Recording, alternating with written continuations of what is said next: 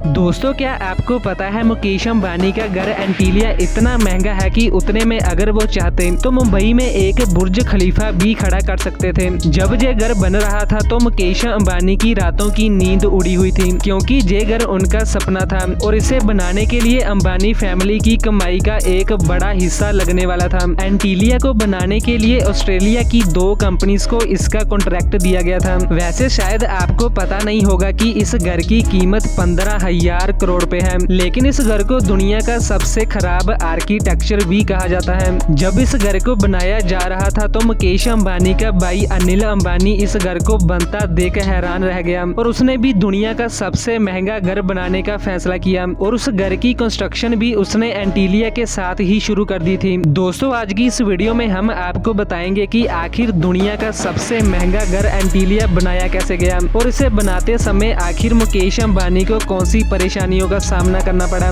बस आप इस वीडियो के आखिर तक बने रहिएगा। तो चलिए वीडियो को शुरू करते हैं। 2002 में जब मुकेश अंबानी के पिता का देहांत हुआ तो उनकी बेशुमार दौलत को दोनों भाइयों में बांट दिया गया। हालांकि मुकेश अंबानी ने तो अपने पिता की कामयाबी को बनाए रखा, लेकिन उनका भाई अनिल अंबानी आज मुकेश अंबानी के कंगाल भाई के रूप में जाना जाता है। अब मुकेश अंबानी ने अपनी बेशुमार दौलत में से अपने सपनों का घर एंटीलिया बनाने का सोचा। इस घर को बनाने के लिए सबसे पहले मुकेश अंबानी को एक ऐसी जमीन की जरूरत थी जो इस आलीशान घर का वजन झेल सके। वो जमीन उन्हें मुंबई के बिलियनेयर रो में मिल गई। उन्हें अपने घर के लिए 4 लाख स्क्वायर मीटर जगह की जरूरत थी, इसलिए उन्होंने वो जगह 21 करोड़ में खरीद ली। मैं आपको बता दूं कि जहां ये आज आलीशान घर है वहां पहले एक अनाथ आश्रम हुआ करता था, लेकिन मुकेश अंबानी ने इसे मुंह मांगी कीमत देकर खरीद लिया। अब मुकेश अंबानी को एक ऐसी कंपनी की तलाश थी जो इस 15,000 करोड़ के घर का डिजाइन तैयार कर सके।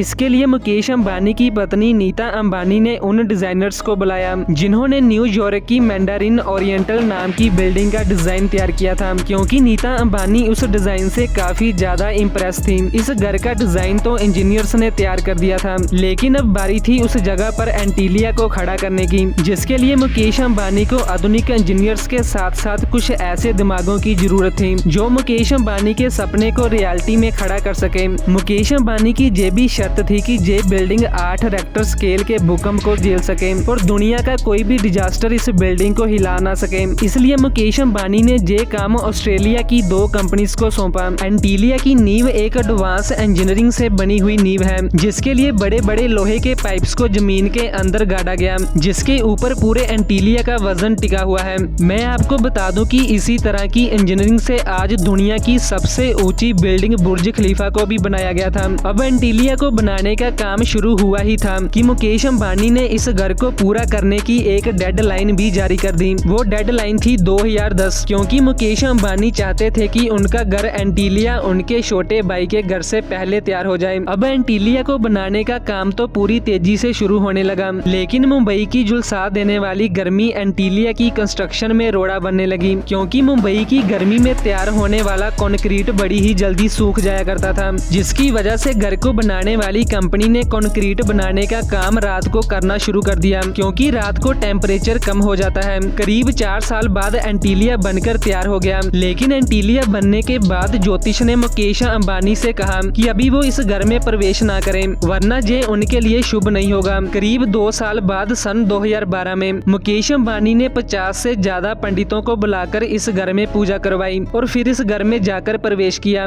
उधर अनिल अंबानी का घर भी बनकर तैयार हो चुका था, लेकिन वो एंटीलिया के सामने कुछ भी नहीं था। इस घर को बनाते बनाते अनिल अंबानी कर्जे में डूब गया और उसका बिजनेस भी ठप हो गया। आज वो पूरी तरह से कंगाल हो चुके हैं। रतन टाटा जी ने एंटीलिया के बारे में कहा था कि मुकेश अंबानी को इतना महंगा घर नहीं बनाना चाहिए था, उनको ये पैसा भारत की डेवलपमेंट में खर्च करना चाहिए था। दोस्तों, आपकी इस बारे में क्या राय है, हमें कमेंट बॉक्स में जरूर बताएं। मिलते हैं नेक्स्ट वीडियो में कुछ ऐसे ही मजेदार टॉपिक्स के साथ।